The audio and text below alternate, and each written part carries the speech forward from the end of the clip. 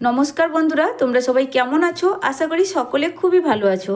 Pampa simple কুকে সবাইকে স্বাগত। চলে এসেছি আজকে তোমাদের সঙ্গে দারুণ একটা tasty fruit cake recipe share করতে।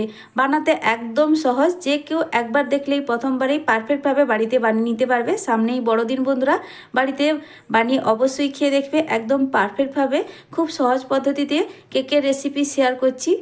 আশা করছি পুরোপুরি রেসিপিটা দেখার পর তোমাদের খুবই ভালো লাগবে। তাহলে চলো বন্ধুরা, কথা না বাড়িয়ে রেসিপিটা শুরু করছি। সবার প্রথমে এখানে নিয়েছি একটা মিক্সিং জার।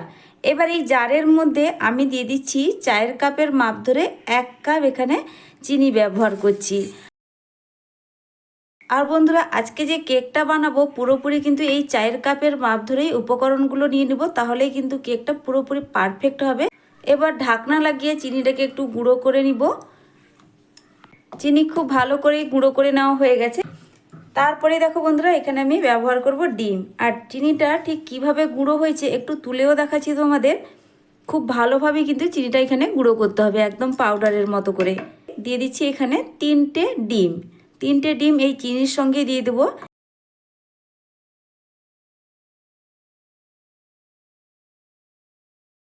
মিশিয়ে নেওয়ার পর আবারও ঢাকা দিয়ে এটাকে একটু পেস্ট করে নেব। চিনি আর ডিম খুব ভালোভাবে পেস্ট করা হয়ে গেছে। তোমরা কিন্তু বন্ধুরা কেউ ভিডিওটা স্কিপ না করে পুরোপুরি দেখো, আর কিভাবে স্টেপ বাই স্টেপ এক একটা উপকরণ আমি মিশিয়ে নিচ্ছি ভালো করে ফলো করলে তোমরা কিন্তু পারফেক্টভাবে বাড়িতে এই কেক বানিয়ে নিতে পারবে। কোনো রকম ঝামেলা হবে না, একবার দেখলেই খুব সহজে এবং পারফেক্ট কেক রেডি হবে। তো দেখো খুব ভালো করে এখন কিন্তু মেশানো হয়ে গেছে। তারপরে এখানে দিয়ে দিচ্ছি তেল। এখানে রিফাইন্ড অয়েল দিয়ে দিচ্ছি 1/2 কাপের থেকে একটু বেশি পরিমাণ। সবটাই কিন্তু আমি কাপের মাপ ধরে দিচ্ছি, সেটা নিশ্চয়ই খেয়াল করছো। তো এই তেলটা দেওয়ার পর আবারও ঢাকনা লাগিয়ে এটাকে একটু আমি ঘুরিয়ে নেব। মানে মিক্সিতে দেওয়ার পর একটু ঘুরিয়ে নিতে হবে, খুব বেশি না। মেশিনটা জাস্ট অন করব আর অফ করব, একবার একটু ঘুরিয়ে নিলেই হয়ে যাবে। নিয়েছি এখানে একটা বড় পাত্র। এবার এই পাত্রের মধ্যে আমি পেস্ট করা ডিম, চিনি আর তেলের মিশ্রণটা এর মধ্যে ঢেলে দেব।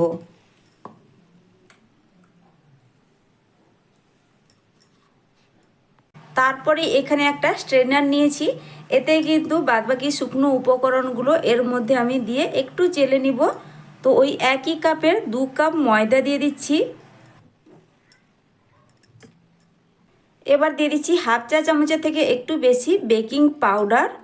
আর ঠিক যতটা পরিমাণ বেকিং পাউডার নিলাম তার অর্ধেক পরিমাণ দিয়ে দিচ্ছি বেকিং সোডা। বেকিং পাউডারের অর্ধেক নিতে হবে বেকিং সোডা। এবার শুকনো উপকরণগুলো ভালো করে একটু সব কিছু মিশিয়ে নিয়ে এর মধ্যে চেলে নিব।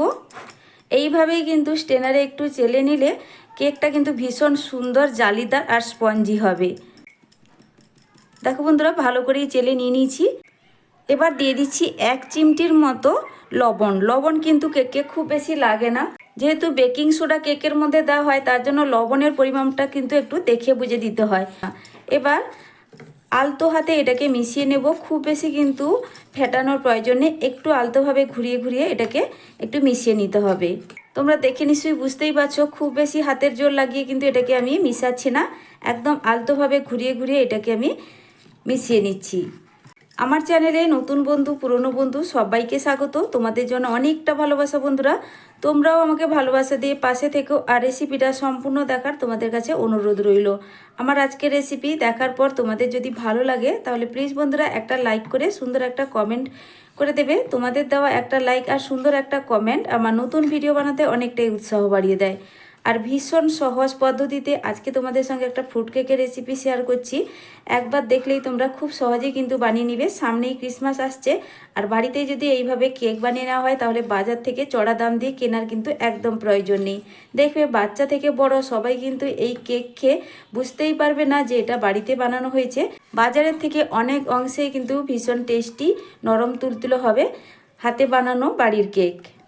একদম আলতো হাতে ঘুরিয়ে ঘুরিয়ে কেকের মিশ্রণটা আমি রেডি করে নিয়েছি। দেখো বন্ধুরা, এর মধ্যে কিন্তু কোনো রকম বড় গুটলি অংশ নেই। ঠিক এইভাবেই করেই কিন্তু কেকের মিশ্রণটা রেডি করতে হবে। তো তারপরে এখানে উপকরণ আমি আরেকটা মিশিয়ে নেব, যেটা কেকের মধ্যে না দিলে আবার কেক আনকমপ্লিট থেকে যায়, কেকের যে আসল ফ্লেভারটাই আসে না। তো তার জন্য আমি এখানে নিয়েছি ভ্যানিলা। ভ্যানিলা অবশ্যই কেকের মধ্যে দিতে হবে। চা চামচের হাফ চামচের থেকে একটু বেশি পরিমাণে আমি ভ্যানিলা এসেন্স দিয়ে দিলাম। এবার ভ্যানিলা এসেন্সটাকেও খুব ভালো করে এর সঙ্গে মিশিয়ে নিতে হবে। এই ফ্রুট কেকের রেসিপি দেখার পর তোমাদের যদি ভালো লাগে বন্ধুরা, তাহলে বাড়িতে অবশ্যই বানিয়ে খেয়ে দেখবে। আর আমাকে কিন্তু কমেন্ট করে জানাতে ভুলবে না তোমাদের রেসিপিটা ঠিক কেমন হলো। তোমাদের কমেন্ট পড়তে আমার ভীষণ ভালো লাগে, আমি কিন্তু অনেকটাই কাজের উৎসাহ পাই। তো দেখো খুব ভালো করে এইভাবে ঘুরিয়ে ঘুরিয়ে ভ্যানিলা এসেন্সটাও এখানে মেশানো হয়ে গেছে।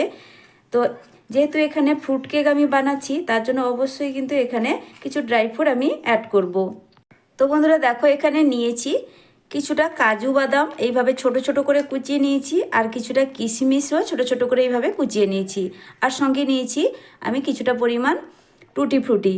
এবার এই সব উপকরণ একটু ময়দা দিয়ে এটাকে মিশিয়ে নিতে হবে, তাহলেই কিন্তু যখন কেকের মধ্যে আমি এই ড্রাই ফ্রুটগুলো দেবো তলায় পড়ে যাবে না, সব দিকেই কিন্তু সমানভাবে থাকবে। তো 1 চামচ মতো ময়দা দিয়ে খুব ভালোভাবে কিন্তু এটাকে মিশিয়ে নিতে হবে। এই কাজটা অবশ্যই করবে, তাহলে দেখবে এই ড্রাই ফ্রুটগুলো তলায় পড়ে যাবে না।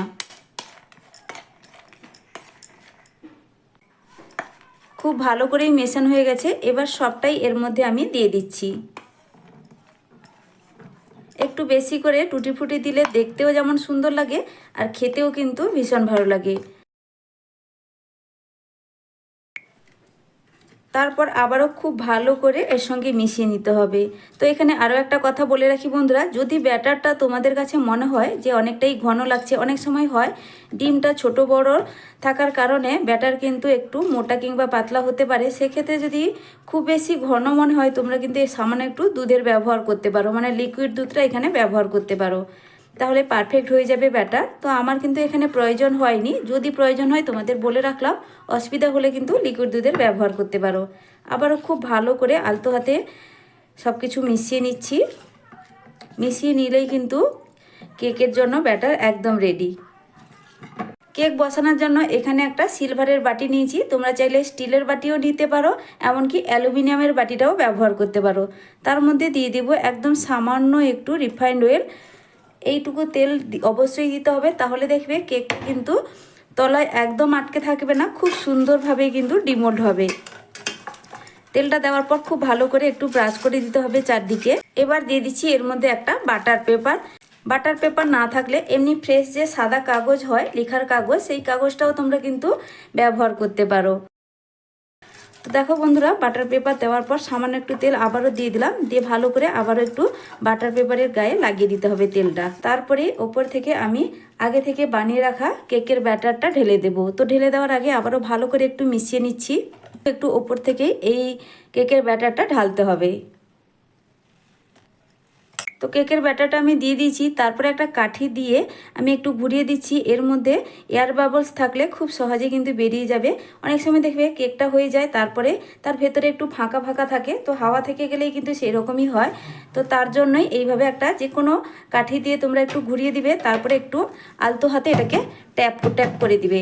এইভাবে একটু ট্যাপ ট্যাপ করে দিলে দেখবে খুব সুন্দর করে এয়ার বাবলস বেরিয়ে যাবে। এবার কেকটা বসিয়ে দিতে হবে। তার জন্য গ্যাসে আগে থেকে একটা কড়াই আমি 5-7 মিনিট জন্য গ্যাসের ফ্লেমটা হাইতে রেখে বসিয়ে দিয়েছিলাম, একটা ঢাকনা চাপা দিয়ে। ভেতরে কিন্তু একটা স্ট্যান্ড দিয়ে রেখেছি, যাতে খুব ভালোভাবে প্রিহিট হয়ে যায়। এবার ঢাকনাটা আমি সরিয়ে নিচ্ছি। সরিয়ে নেওয়ার পর এবার কেকের যে বাটিটা রেডি করে রেখেছিলাম, এটা এবার এর মধ্যে বসিয়ে দেব। আর ওপর থেকে আরও কিছুটা আমি টুটি ফুটি বাদাম আর কিশমিশ সামান্য একটু ময়দায় আলাদা করে মিশিয়ে রেখেছিলাম, সেটা কিন্তু ওপর থেকে সাজিয়ে দেব। এটা দেখতে ভালো লাগবে, তার কারণে উপর থেকে একটু দিয়ে দিচ্ছি। আমি এখানে যেসব ড্রাই ফ্রুটগুলো অ্যাড করেছি, তোমরা চাইলে তোমাদের পছন্দ মতো আরও কিছু বাদাম ব্যবহার করতে পারো, বা পছন্দ মতো যে কোনো ড্রাই ফ্রুট এখানে ব্যবহার করতে পারো। কেকটা ভীষণ ভালো লাগবে ড্রাই ফ্রুটের পরিমাণ বেশি থাকলে। আবারও ওপর থেকে ঢাকনা লাগিয়ে আমি এটাকে হতে দেব 35 মিনিট। 35 মিনিটের পরই ঢাকনা খুলবো, তার আগে কিন্তু ঢাকনা খুলবো না। তবে প্রথম অবস্থায় গ্যাসের ফ্লেমটা বাড়িয়ে রেখে আমি কিন্তু 10 মিনিট কেকটাকে হতে দেব। তারপরে গ্যাসের ফ্লেমটা আমি মিডিয়াম টু লোয়ের মাঝখানে করে দিব। পুরোপুরি 35 মিনিট হয়ে গেছে। তো ফিরে এলাম। এবার ঢাকনাটা সরিয়ে নিয়ে কেকটা একটু চেক করে দেখব ঠিক কতটা পরিমাণ হয়েছে। তো বন্ধুরা দেখো, দেখতে তো ভীষণ সুন্দর হয়েছে, তবে ভেতর থেকে পুরোপুরি হয়েছে কিনা সেটা একটু চেক করে দেখতে হবে। কালার কিন্তু ভীষণ সুন্দর এসছে। একটা ছুরি নিয়েছি, ছুরি নিয়ে একটু ভেতর থেকে দেখে নেব। দেখো বন্ধুরা, ভেতর থেকে কিন্তু পুরোপুরি রেডি হয়নি, এখনও কিন্তু কেকটা মাঝখানে একটু বাকি আছে। তো দেখো, ছুরির গায়ে কিন্তু ব্যাটারটা লেগে যাচ্ছে, তার মানে কেকটা আরও একটু সময় লাগবে, মানে আরও 5-7 মিনিট গ্যাসের ফ্লেমটা লোতে রেখে কিন্তু আমি ঢাকা দিয়ে অপেক্ষা করব। তো বন্ধুরা, আবারও 7 মিনিটের পর ফিরে এলাম। এবার তোমাদেরকে ঢাকনাটা সরিয়ে দেখাচ্ছি কেকটা ঠিক কিভাবে হয়েছে। তো একটা ছুরি নিয়ে আবারও চেক করে দেখে নিচ্ছি, কেকটা মাঝখান বরাবর একটু দেখে নেব কেকটা ঠিকঠাকভাবে রেডি হয়েছে কিনা। তো দেখো বন্ধুরা, খুব সুন্দরভাবেই কেকটা রেডি হয়ে গেছে, আর কিন্তু ছুরির গায়ে একটুও লেগে যাচ্ছে না, একদম রেডি। গ্যাসের ফ্লেমটা এবার বন্ধ করে দিলাম, তারপরে কিন্তু কেকটা আমি এবার তুলে নেব। তো বন্ধুরা, আমি কিন্তু এখানে কেকটা সঙ্গে সঙ্গে বের করাবো না, 5 মিনিট মতো ওপর থেকে একটা ঢাকা দিয়ে রেখে দেব। তো 5 মিনিট পরেই কিন্তু তোমাদের দেখাচ্ছি কেকটা ঠিক কিভাবে রেডি হয়েছে। তো কেকটা যে ঢাকা দিয়ে রেখেছিলাম, এবার ঢাকনাটা সরিয়ে নিচ্ছি, তারপরে কেকটাকে আমি ডিমোল্ড করব। তার জন্য একটা ছুরি দিয়ে সাইডটা প্রথমে একটু ছাড়িয়ে নেব, তারপরে কিন্তু কেকটা খুব সহজেই বন্ধুরা বেরিয়ে আসবে। এবার দেখো বন্ধুরা, কেকটা খুব সহজেই বেরিয়ে আসছে। এবার আমি নিচ থেকে বাটার পেপারটা সরিয়ে নিলাম। আর অবশ্যই কেকটা হয়ে যাওয়ার পর গরম অবস্থায় ঢাকা দিয়ে রাখবে, তাহলে দেখবে ওপরের দিকটা শুকনো ভাব হয়ে যাবে না, অনেকটাই কিন্তু নরম তুলতুলে আর সফট থাকবে। এবার আমি কেকটা কেটেও দেখাচ্ছি। আশা করছি কেকটা দেখে বুঝতে পারছো কতটা পারফেক্টভাবে রেডি হয়েছে, দেখতে কতটা সুন্দর হয়েছে, ভীষণ সুন্দর কালার এসছে কেকটা। এবার ভেতর থেকে কতটা পারফেক্টভাবে রেডি হয়েছে কেকটা কেটেও তোমাদের দেখিয়ে দিচ্ছি।